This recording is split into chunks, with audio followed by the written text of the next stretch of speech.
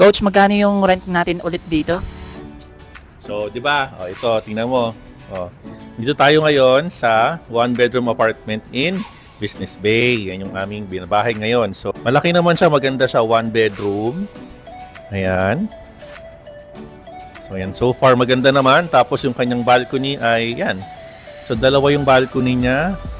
Maganda yung CR. At nandito kami ngayon sa balcony. So, ito, pakita ko sa'yo magkano presyo. Para alam mo kung magkano i-invest mo para tumira dito monthly. Tingnan nyo po. Naka-sale siya ngayon. Per month. Bago ka mag-isip na tumira ng matagal dito sa Dubai, kailangan may ganung halaga ka sa renta pa lang ka, Miranda. Pero marami namang options dito. Pero syempre gusto mong business bay, talagang medyo high-end. And kumbaga, we're alone here with Charles and Mike. Kaya naman, pero talagang kung gusto mo talagang makatipid, may mga other options. Ha? So, yun lang, shinare ko lang.